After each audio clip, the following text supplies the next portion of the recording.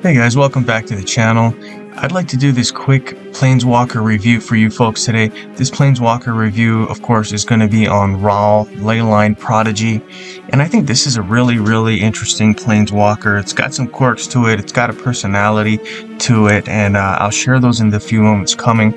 But before we get started, I would like to definitely give a big thank you, a big shout out to Webcore. Webcore has been really awesome to us. They're taking care of us so that we can take care of you. They've given us this Planeswalker here so I can do this review and just really give you guys all the information regarding this Planeswalker and maybe help you guys to make an informed decision. Now, okay, so let's get into it. Here we are. We have Raw Leyline Prodigy. And before we get into all the abilities and stuff, let's talk about here this passive ability. His passive ability is called Leyline Optimization. It says when you cast a spell card, gain 1 loyalty. Okay, so that may not sound super overwhelming, but it kind of sets the theme for what this Planeswalker likes to do. And I alluded to a kind of a observation that I made earlier, right? The personality of this Planeswalker. And some Planeswalkers have personalities, and this one does. What I'd say is this Planeswalker's personality is that he's a spell slinger, and he wants to throw out a ton of spells, right? And a lot of times with the spell slingers, you're going to need something like this, right? You're going to want to have a little bit of a benefit or a bonus every time you cast a spell. And Raw here does give you that bonus. You get 1 loyalty every time you cast a spell. So really good there if you're thinking about it in terms of being a spell slinger. Alright, so continuing on, take a look here. We got 108 for the health. That's about what you would expect. Obviously, you'd want it a little higher if you're going to be playing with this one, but that's decent. I don't have any problems with 108 here. Now, take a look down here for the mana bonuses. 3 for the blue, 2 for the black, 4 for the red, and 1 for the green. That's kind of that nice spread that we've been seeing pretty much lately with all of these Planeswalkers that have been coming out. Some people, I think, definitely like to have bigger spikes with their mana. Maybe they want 4 on one and then maybe 5 on another, something like that. A spread like this kind of may not play to the strengths of a player like that, but I think this is not a really bad one at all.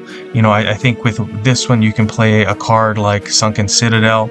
We all know Gaussmaster, right? Gauss loves Sunken Citadel, and you know, I do too, and for good reason.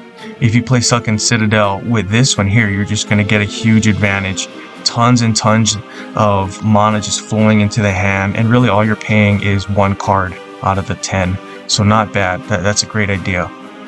Alright, so now let's get into this one. For 8, this is the first ability that you get. Energy Redistribution. Discard the last card from your hand, then draw 2 cards. If a spell card was discarded this way, ignite 4 gems, otherwise gain 9 mana. This is one of the interesting things we've been seeing lately, I think, right? You'll discard a card and then you'll either get, you know, a certain amount of mana, or, you know, you get a set amount of mana here, like the 9. And then that's kind of an interesting thing. I do like that here. This probably is going to be the most usable ability that we have for this particular Raw. It's good for mana gain. But what I would do is I would use this in decks that have like maybe Psychic Frog. Psychic Frog is a card that utilizes the discard benefit that you would have over here. Basically, every time you discard a card, your Psychic Frog will get +2/+2. So obviously you would use it here. I'd also include cards like Lock and Load that will discard basically your whole hand and give you a whole nother hand. And in that way, it will help you to buff your Psychic Frog again as well. So, cool stuff there. Alright, so Unleash the Storm for 10. Deal X damage to target opposing creature. X is 5 plus the number of spell cards in all graveyards. This is another kind of a spell slinger kind of an ability. Obviously, you want to have a lot of spell cards in your graveyard. There's a lot of ways to do that. I think in the old Legacy set, you would use cards maybe like Wizard class, and then just load your deck with draw cards, and then just siphon a whole ton of cards through those wizard classes, right? And then that would basically boost this one up a lot, and then that's going to help you to really control the battlefield. So that's kind of a nice way to use this. I would also use it with Jace the Perfected Mind Vanguard. That's going to allow you to take a lot of cards from your library, put them into your graveyard, and then that's one way that you don't have to go through the milling of cards. So real cool one here. Okay, here's the next one for 18. Storm Mage Masterpiece. Create 4 electrostatic accumulator tokens. Here are the electrostatic accumulator tokens. They're artifacts with 4 shields. It says when you cast a non-copy spell, deal X damage to your opponent. X is this support shield. Then this support will lose 1 shield. This is another good ability for spell slingers, right? I think this would be really good with maybe Torch the Witness. Torch the Witness helps you to deal extra damage, you know, with different cards that you may have. And this one is going to definitely play well with that. It's going to help you to just get extra damage on your opponent. What I might also do is use Pyromancer's Goggles and then cut your losses as well. That's going to be really nice to just load up your hand with mana. You'll be able to make sure you pretty much play everything in your hand. And I think what's really good about Cut Your Losses is that it's going to start to trigger itself. You'll be able to hit those other activated gems from Pyromancer's Goggles. And really, if Cut Your Losses is the only spell, then that's going to trigger really nicely for you. Okay, so let's take a look at a deck that I've built for this particular Planeswalker here. Okay, looking at this Planeswalker deck here, this is a championship level deck, but this is a deck that's kind of similar to some spell slinging kind of stuff that you may be familiar with, but instead of having a lot of spells, kind of shooting them at your opponent to do damage and whatnot, this one has one particular spell, just this one here, Self-Reflection, okay? But the whole point of this is I'm going to use it as many times as really I need, right? As many times as humanly possible to win this game. And if you've taken a look at your screen, you'll notice that there's a really strong combo here. Self-Reflection and Capricious Hellraiser. I'll show you both of them, what they do, and you can kind of see how the combo works. Now, the important part of this card is this bottom part here. When this creature enters the battlefield, exile 3 non-land spell or support cards at random from your graveyard. Those cards gain the Forge emblem. Pick one of the last 3 cards with the Forge emblem from your exile. Create a copy of that card in your hand and it gains full mana. Alright, so what I'm going to try to do is use this one here on the Capricious Hellraiser, Self-Reflection. It says choose target creature, create a token that is a copy of that card onto the battlefield under your control. So obviously I'm going to choose the Capricious Hellraiser. It's going to put a copy of this card here right on top of them. And because it's a copy and it's basically the same thing, it's going to activate this enter the battlefield ability again.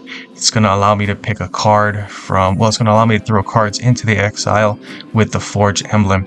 And what we're trying to do is we're trying to get this one with the Forged emblem into the exile, because it's going to be able to be taken back out, given back to you in your hand with full mana. Then we'll use it on this one again. Then of course we'll use it on this one again. And then this ability again. And then it will trigger this ability. And really what you're going to see is the Capricious Hellraiser is going to get bigger and bigger and bigger. That's really the whole point of this deck. The rest of this deck is basically simple, right? We got this one here that's going to help me fetch the combo. This one here helps me fetch the combo. Pyromancer Goggles helps me fetch this one, which gets the combo going. And Bruce Tarl helps me fetch the combo. And that's really all I want to do. Spend a lot of the resources on this deck and fetching the combo.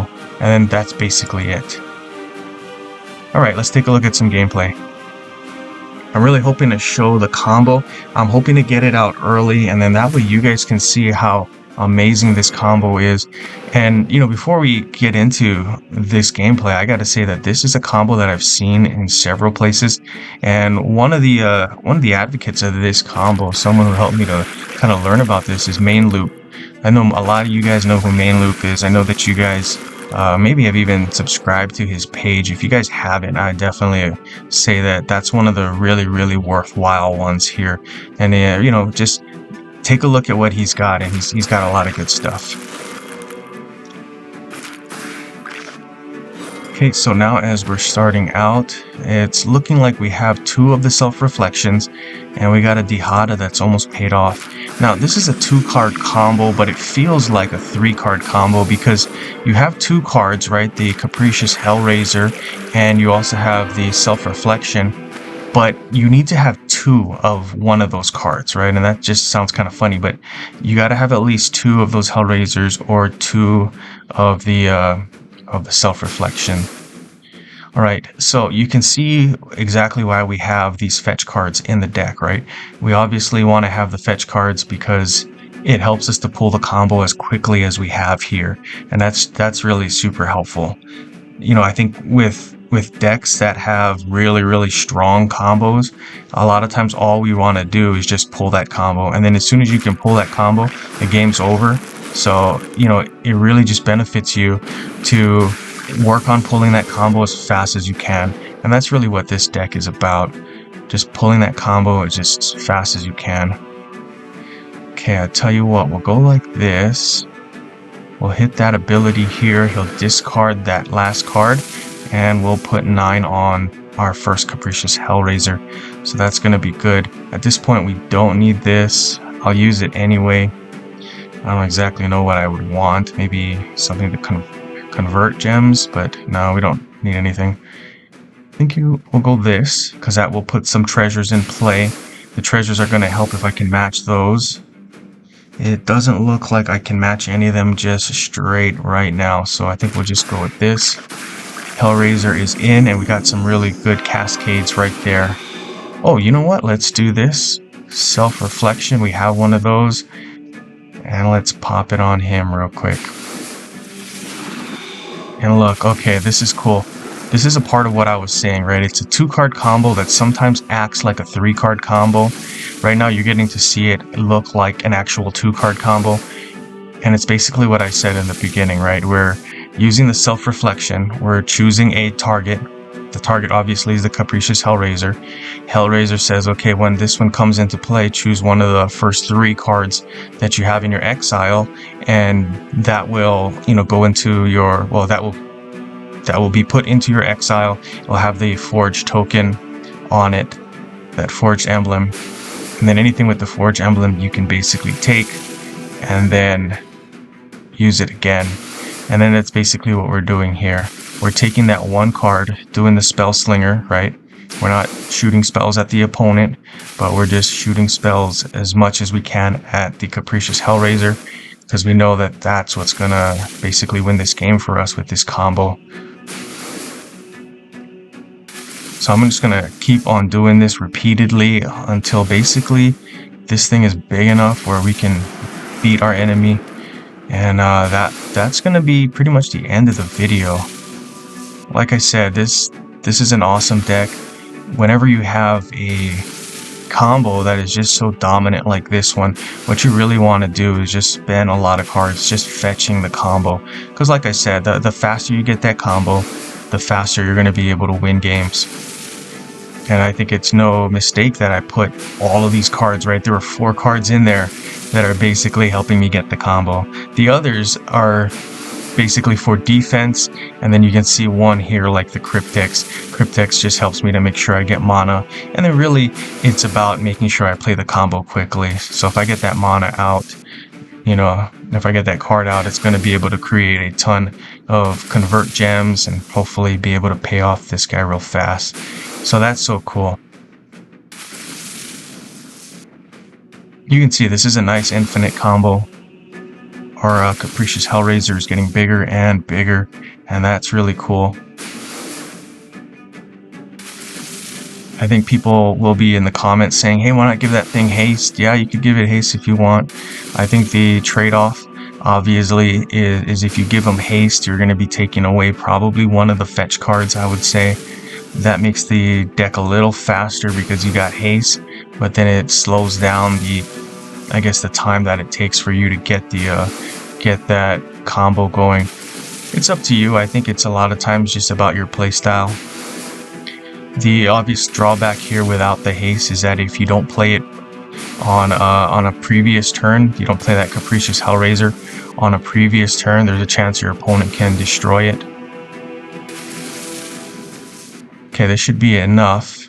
And at this point, I'm going to pull a self-reflection, and then I'm not going to play it. Right, let's see if the opponent can kill it. If they can kill it, they'll stay in this game. If not, they're going to lose. And it looks like they're going to lose. Okay, guys, I hope you guys enjoyed the video. Like and subscribe, share with all your friends. That really helps the channel. And yeah, good gaming, guys.